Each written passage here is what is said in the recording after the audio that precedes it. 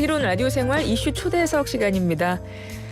이번에는요, 경기도의 복지 사령탑 모셨습니다. 광주의 마을주치라고 불린 국회의원 출신이신 분이 경기복지재단 대표이사로 취임했습니다. 이용빈 경기복지재단 신임 대표이사인데요. 앞으로 새로운 경기복지 모델이 어떨지 직접 모시고 이야기 나눠보죠. 대표님 어서 오세요. 네, 반갑습니다. 인사 한 말씀 부탁드릴게요. 앞에 카메라 있습니다. 네, 시청자 여러분 안녕하십니까? 경기복지재단의 새로운 대표이사로 이제 막 취임한 지 한 달이 돼가고 있는 새내기 대표이사 이용빈입니다. 여러분께 경기복지재단에 대해서 소개할 수 있게 돼서 큰 영광입니다. 어서 오십시오. 반갑습니다.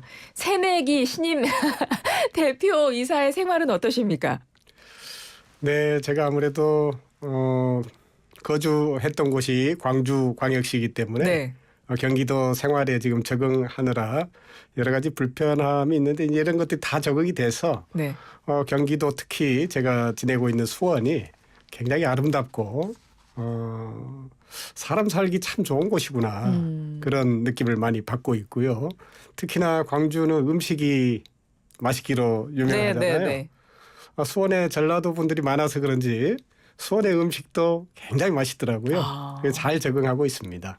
네, 그러신 것 같습니다. 얼굴이 되게 밝으십니다.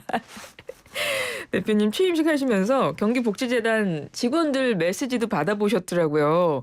기억에 남는 메시지 혹시 있으세요? 네, 제가 인사청문회를 마치고 이제 공석이었던 대표이사에 급하게 취임하느라고 사실은 이제 마음이 설레임 반 또 굉장히 긴장이 되고 했었는데 직원들이 이제 취임식장에서 이렇게 만난 직원들의 눈빛이 너무 따뜻하고 또 스마트한 느낌을 많이 줘서 네. 특히나 젊은 분들이 참 많이 계셔서 경기복지재단의 미래가 굉장히 밝다라는 생각도 했고요. 또 직원들께서 저한테 이제 그 포스트잇을 통해서 대표에게 바라는 이야기들을 많이 적어주셨는데 특히나 이게 따뜻하고 네. 배려하는 그런 조직 문화 만들어 달라는 말이 굉장히 인상적이었고요. 아마도 이제 이 전에 어떤 조직 문화가 나빠서라기보다는 제가 이제 새로운 대표이기 네, 네. 때문에 그런 점에 착안해서 직원들이 행복한 복지재단을 만들어서 그것을 통해서 경기도민이 행복할 수 있게 만들었으면 좋겠다. 네, 그런 바람을 저한테 말씀해 주신 걸로 생각이 됐어요. 포스트잇 쪽지로 받으셨군요. 네. 메시지를. 네, 경기복지재단 대표이사이십니다. 이용빈 대표님. 일단 어떤 일을 하는 기관인지 간략히 소개 부탁드릴게요.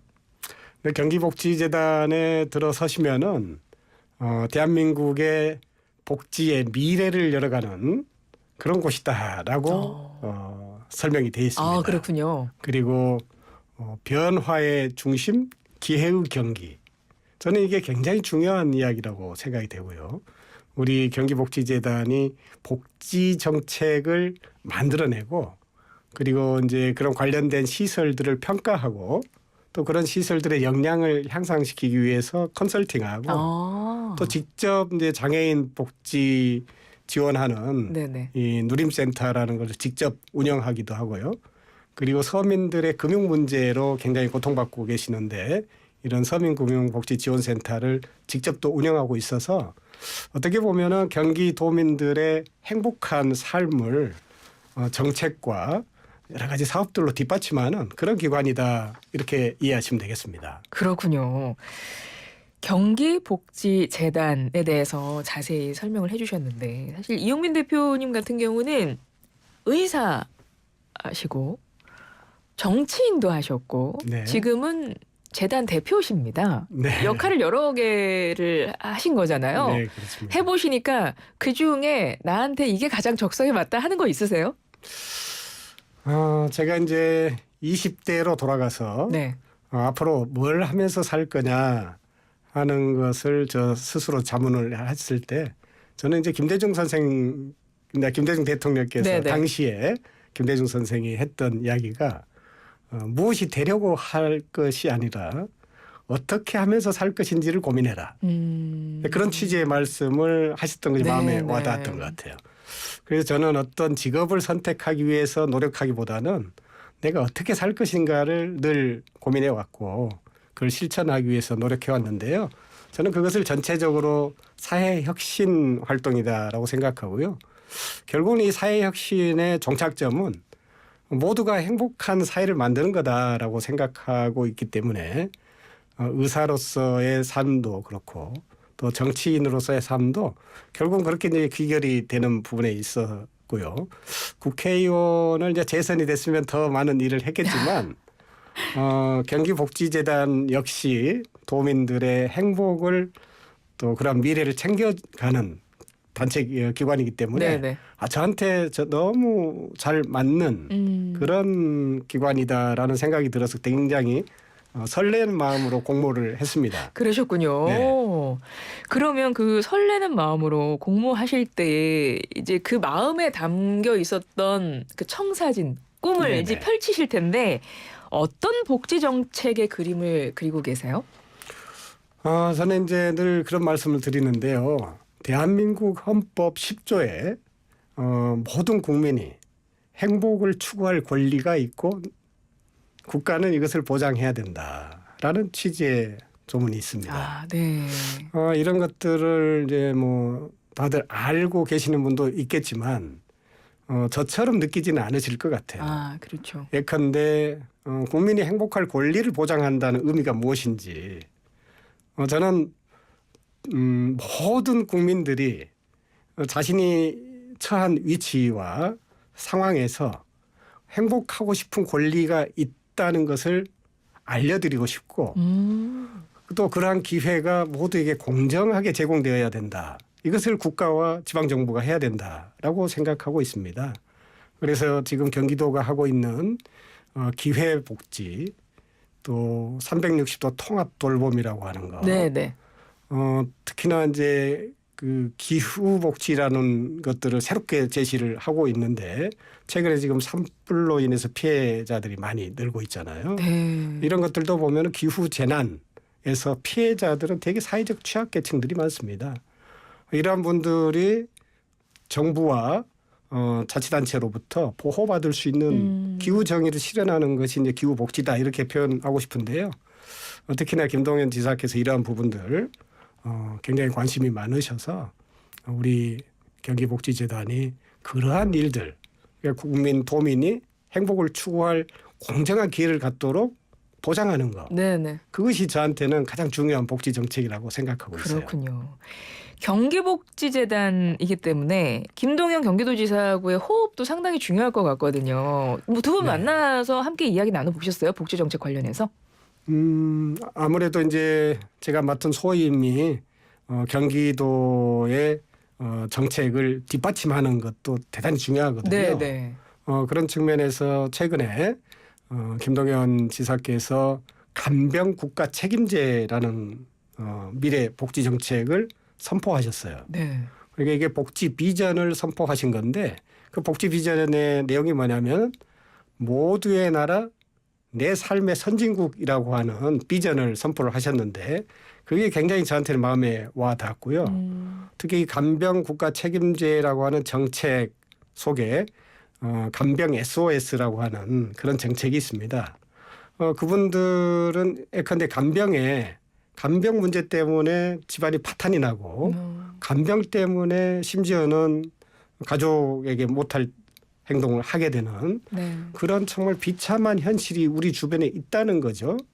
그런 문제를 국가와 지방정부가 해결해야 된다라는 점들을 이야기하고 실제 그 사례 대상자 분들이 나오셔서 자신의 삶에 대해서 간병 문제를 이야기하실 때 그냥 눈물이 많이 났습니다. 네네. 제가 이제 20여 년을 의사를 하면서도 지켜봐왔던 현실이 여전히 해결되지 못한 부분이 있다는 점에서 네. 우리 복지재단이 해야 될 일이 많고 그래서 이제 지사님께 360도 통합 돌봄에 의료와 복지가 하나로 융합해서 의사들과 복지사들이 함께 돌봄에 참여하는 네네. 이제 그런 것들을 지금 지향을 하고 있거든요. 그 저한테 이제 그런 역할들이 의사이기 네, 때문에 그렇네요. 상당히 무거운 책임이 맡겨져 있다고 생각하고 있습니다. 예. 그러니까 돌봄 사각지대를 최소화하겠다. 경기도민의 돌봄 사각지대 없도록 하겠다. 이런 목표로 지금 말씀해 주신 360도 돌봄 정책을 하고 있는 거잖아요. 이제 복지재단으로서 굉장히 큰 역할을 맡고 계실 것 같아요. 그렇습니다. 360도 통합 돌봄이라고 하는 것은 과거 이제 문재인 정부 때부터 포용적 복지, 그러니까 내가 어디에 살든지 나의 계층이 어떤 재산에 많고 적음, 네. 그리고 타고난 어떤 장애 있고 없음을 떠나 가지고 국민이면 누구든지 그러한 의료의 복지를 지원받아야 된다 하는 게 포용적 복지인데, 이제 이런 것들이 현실화하는 것이 바로 이 360도 통합 돌봄이라고 생각합니다. 네, 네. 그러니까 누구나 언제나 어디서나 국가로부터 지방정부로부터 돌봄을 받을 수 있다는 믿음이 있을 때 네. 우리 국민들 또 경기도민들이 얼마나 행복하겠습니까? 그렇죠. 경기도 하면 김동연 지사의 기회소득 시리즈 아마 많은 분들 아실 텐데 그중에 복지재단이 장애인 기회소득 지원을 하고 있다고 들었거든요. 네. 이것도 간략히 설명 부탁드려요. 기회소득이라는 것은 예컨대 어떠한 그 도전을 통해서 성과를 목표치를 달성을 하면 네. 거기에 일정한 소득이 발생하도록 해드리는 거거든요. 네, 네. 그 대상이 되는 것은 농어민 기회소득, 뭐 예술인 기회소득, 체육인 기회소득, 장애인 기회소득 이렇게 다양하고요. 또 산모들을 위해서 산모 기회소득, 또 영유아를 위해서도 기회소득이 있고요. 예. 어린이 청소년을 위한 거, 청년을 위한 기회소득. 이게 다양하게 이게 이제 기회소득의 스펙트럼이 굉장히 넓죠. 근데 어제 이 장애인 기회소득의 사례 발표회가 있었고요. 또 수상도 하고 했는데 네.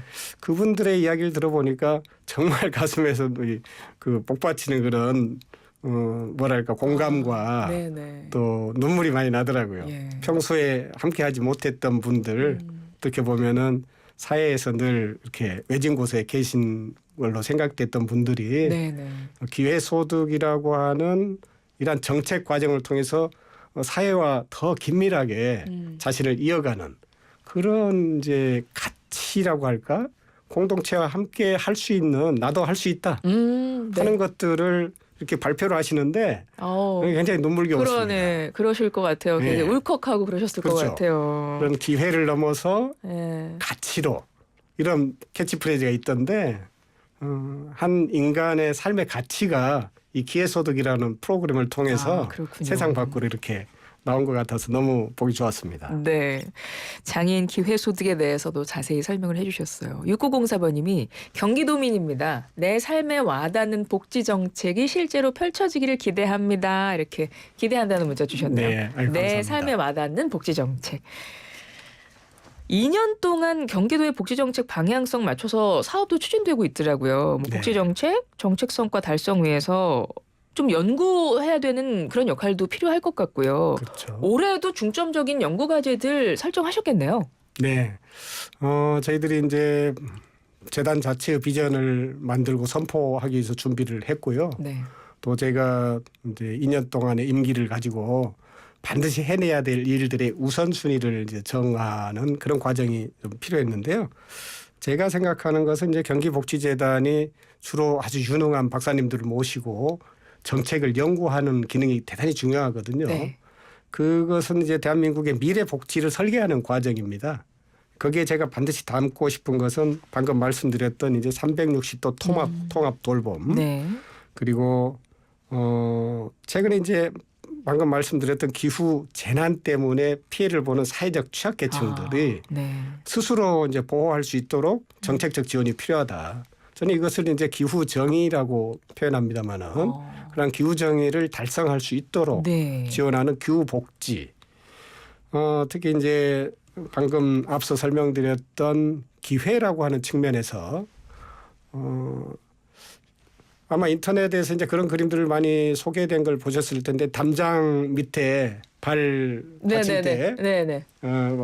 조그만 어린 애부터 키가 큰 어른까지 이제 담장 밖을 이렇게 보는데 공정하다는 것이 그 발 받침대의 높이가 공정하게 같다는 걸 의미하는 게 아니라 아. 모두가 밖을 잘 풍경을 볼 수 있도록 자신이 처한 위치마다 다른 기회가 제공되어야 받침대 된다는 높이가 것이죠. 다 다르겠네요. 그렇죠. 네. 이것이 이제 공정을 의미한다라고 볼 때 우리 이제 경기도가 추구하는 기회복지라는 거는 네.